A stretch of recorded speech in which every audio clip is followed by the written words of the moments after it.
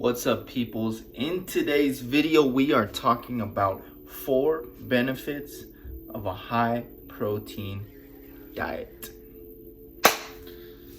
Let's get into it. Number 1, protein is the most satiating macronutrient. So what does this mean? It means protein keeps you full.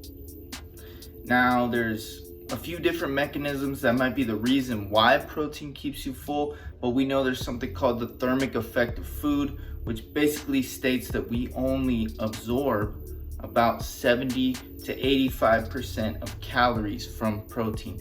So that means that the rest of those calories are used in the digestion of those high protein foods. Number 2, you're going to build more muscle and less fat on a high protein diet. So if you're trying to bulk and you're trying to clean bulk, which I don't really believe in, but if you're trying to bulk, you're trying to put on some muscle, you want to keep that protein high, okay?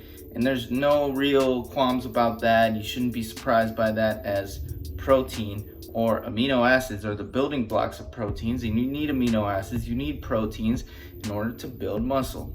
All right, simple. Number 3, you're going to lose more fat and you're going to lose less muscle if you're in a calorie deficit and you keep protein high, okay? So research has shown that a high protein diet is extremely effective for fat loss. So not only are you going to lose more fat, but you're also going to preserve the muscle that you have while you cut, which is going to give you that lean, hard look that people are looking for. They're looking for a shredded, toned look. That is the look, okay? If you are dieting on low protein and calories are too low, you're going to lose muscle and you're going to be what's known as skinny fat, right? That's not really the look that we're going for here. Number 4, you're going to retain more muscle as you age. Okay, so we know that as we get older, we tend to lose muscle mass. You can look at somebody who's 80. If they have a decent amount of muscle mass, you should probably look at pictures of them when they were in their 20s and 30s. They were probably very muscular.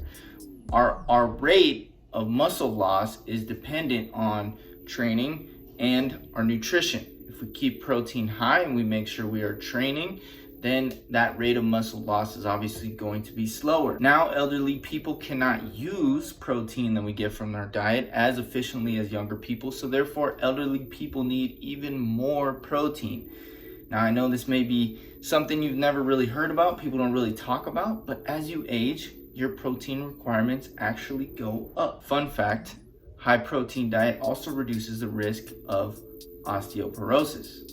So if you are aging, you're in your 30s, 40s, 50s, 60s, 70s, you should be strength training and you should be eating a high protein diet. So how much protein is enough protein? Okay, this is like one of those arguments that scientists will probably argue about in the nutritional studies field for a very long time, but we know that it is usually touted as 1 gram per pound of body weight. Now, if you're extremely overweight or obese, maybe this isn't a good way to start, because let's say you weigh 230 pounds and your lean body mass or lean body weight is 130 pounds. So you are 100 pounds overweight. You probably shouldn't be eating 230 grams of protein. You should probably aim more towards that 130 number. So you're really aiming for grams per pound of lean body mass or goal body weight. So if you have a goal in mind, let's say your goal is 130 pounds and you weigh 230, you want to lose 100 pounds, you should shoot closer to that number of 130 grams of protein. So 1 gram per pound of lean body mass is a great place to start, and then see how you feel, how you're progressing from there, and you can always make adjustments as you go. So what are the health risks associated with a high protein diet? We have heard about the benefits, but we haven't heard about the risks. Let's get into that. The only people who should be avoiding high protein diets are those who maybe have kidney or liver problems. Okay, so if you have kidney or liver problems, pre-existing conditions, a high protein diet is probably not going to be a good idea. However, a high protein diet has not been shown to damage kidneys. Ironically, a high protein diet can actually improve blood pressure and blood glucose, which will actually in turn help your kidney health. Bottom line, if you are active or generally just trying to be physically active, then you should look into increasing your protein intake.